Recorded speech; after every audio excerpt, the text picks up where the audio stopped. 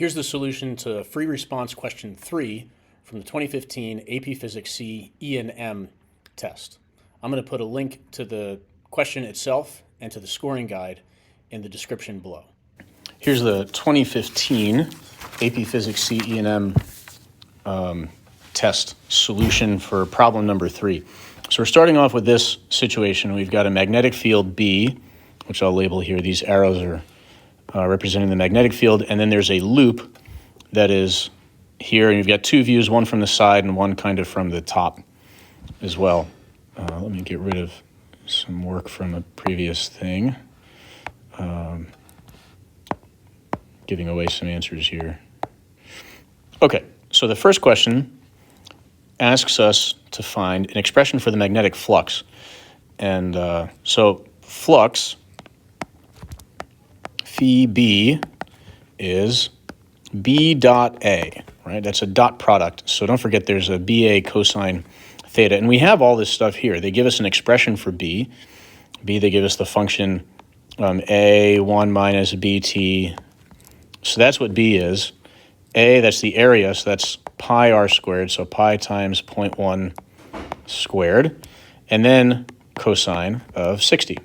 So it's 60 degrees between the area vector, which is pointing up towards point P, right up here, and then and the magnetic field itself. So when you simplify all of this, you should get 0.063 minus 0.013 t. So that's the solution for part A. Part B asks for the induced EMF. Okay, so induced EMF is negative d phi dt. So we take this expression that we had before, and we're taking the derivative with respect to time. So the derivative of this with respect to time is just 0.013 and negative. Right? So volts, those are the units there. One thing to take note of is that this is not changing with respect to time. That as the magnetic field is changing, the induced EMF is constant. Part C, lowercase or little Roman numeral 1, asks for the numerical value of the induced current.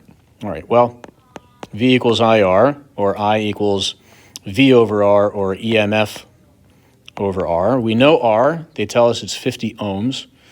And so we plug our numbers in, 0.013 for the EMF, R is 50 ohms. This comes out to 2.6 times 10 to the negative fourth amps. So a lot of this is kind of plug and chug initially, but now C2 gets to the kind of conceptual visual stuff here with changing magnetic fields and then direction of current and all that stuff. So it says, what is the direction of the induced current in the loop as viewed from point P? One of the important things to notice is that the magnetic field is decreasing. Notice that as time goes on, right, T has a negative coefficient. And so as time goes on, the magnetic field is going to be decreasing. Right? So that means that B here, right, this is getting smaller. And so from the perspective of point P, the magnetic field towards P is decreasing. The induced field is induced to oppose the change. And so the induced field from the current is going to be up towards point P. And that means the current is then, so you point your thumb in the direction of P, up, and then your fingers curl around in a counterclockwise direction from the perspective of point P. Okay, and so the answer for C2 is counterclockwise. And the justification, you can write what I just said, that from the perspective of point P, the magnetic field is decreasing, towards P is decreasing, so the induced magnetic field is going to be up, and by the right-hand rule, you'll need current going counterclockwise to generate that induced magnetic field. D, we're kind of back to some what feels like plug and chug. It's asking for the energy. So the energy, the total energy, is power times time. And we're using power because P equals IV. We have current, we have V or the EMF. We can multiply that by the time. So we just plug in these values. The time is 4 seconds they give us. EMF is 0.013. The current is 2.6 times 10 to the negative fourth. Plug all that in and we get 1.4 times 10 to the negative fifth joules. All right, and then E is asking about whether or not there's any force or torque. So here it is, along with some justification for it. We'll take a look at this diagram here on the left. If the current is going counterclockwise, that means on this side, the current is into the page. I'm going to put I there. And then on the left side of the loop, the current is going to be coming out of the page. Okay, that means that at this point, on the right side of the loop, we can find the direction of the force on the loop.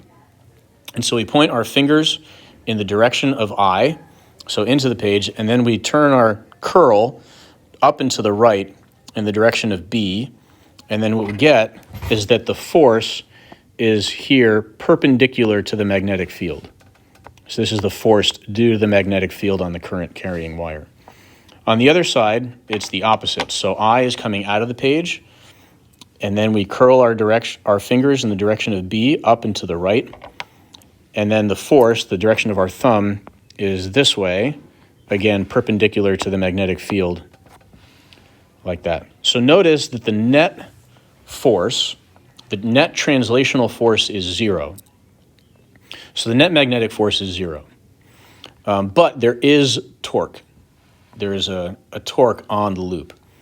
And so the net magnetic force is 0, but the net magnetic torque is not 0.